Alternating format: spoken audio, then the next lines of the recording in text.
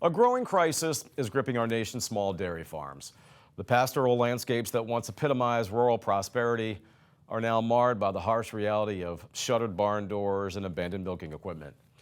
Among these casualties, Donacin Dairy in Bibb County stands as an example of the plight facing these traditional family-owned enterprises. This past August, Donacin milked its final cow, and in doing so, became the last dairy farm in Bibb County to shut its doors. Recently, I sat down with Donacin owner Benjamin Newberry to learn firsthand the challenges, the heartaches, and the enduring spirit of an industry battling to preserve a way of life that's as much a part of their heritage as it is their livelihood.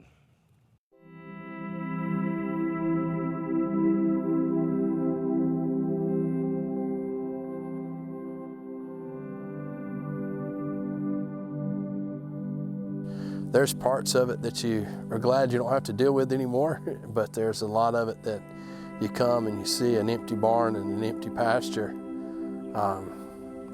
It's a tough pill to swallow sometimes.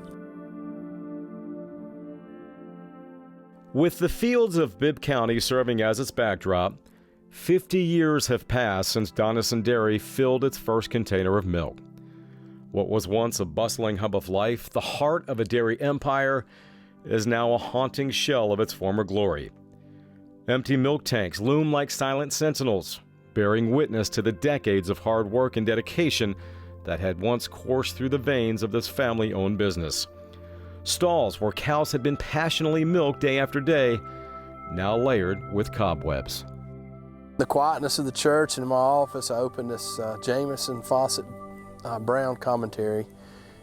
Pages in it are old and thin and discolored, and I was reading the commentary on that passage of scripture, and verse 62's commentary, the very last sentence of that commentary of that verse said, "It's not a return to the world, but a reluctance to break from it." And when I read that, that was I broke down in my office that morning, and tears come to my eyes, and God said it's time. They have to go. Benjamin Newberry, the patriarch of the family, looks over his once active milking stations, struggling with an identity he had known his entire life.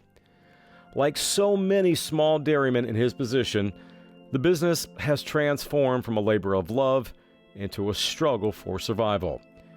According to Benjamin, the traditional gallon of milk, the lifeblood of the Newberry farm, is now wielded as a lost leader by grocery stores and markets. Additionally, he points out the squeeze on profits, milk prices in a perpetual free fall, while the cost of feeding his beloved cows constantly on the rise. People too are changing their tastes, gravitating towards non-dairy alternatives. The world has moved on, says Benjamin, and the Newberry's farm was caught in the undertow of change. It was part of my identity. It was part of who I was. I grew up on the farm. I stayed on the farm. I raised my kids on the farm, and just had a reluctance to break from it, but knew that it was the right decision from a business standpoint, and but also because God said it was time, and so that's what I did. The market doesn't need a small dairy.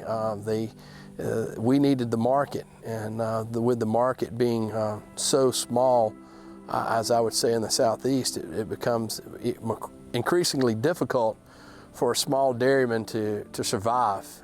You had to, these larger family-owned farms and producers realized that they had to get big enough that the market needed them, and they had the foresight to grow and meet the demands of the market, but also get to a place that the market is dependent upon them.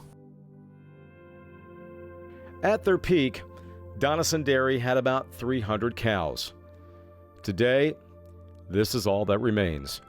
A couple of Holsteins, a handful of Jerseys, and some beef cattle.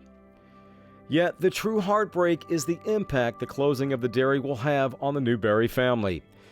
Benjamin often dreamt of passing the farm down through generations, watching his children and their children tend to the cows he had lovingly cared for. Now, their legacy is forced to take a different path, a new avenue not yet paved.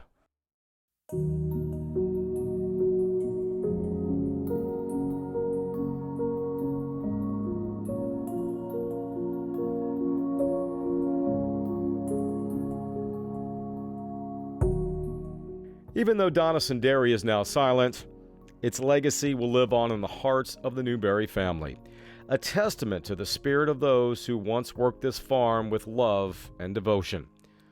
Although his heart is heavy, Benjamin tells me he is grateful for what really matters most: his family, his faith, and position as pastor of Calvary Baptist Church, and the entire community of Bibb County, which Benjamin says has gone above and beyond to show its support.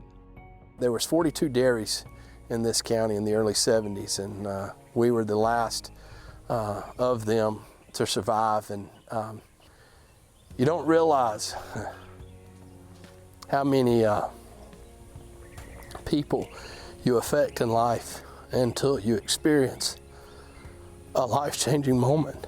And it's been good, and I'm grateful for it. Me and Ashley are expecting our first grandchild at Christmas, and so that's exciting, and dealing with that and helping my youngest daughter prepare for that, and really haven't been short of things to do. But as far as what my identity will be, if I tell people what I'm doing, it'd probably be just continuing to pastor Calvary Baptist Church and loving on the people and helping where I can.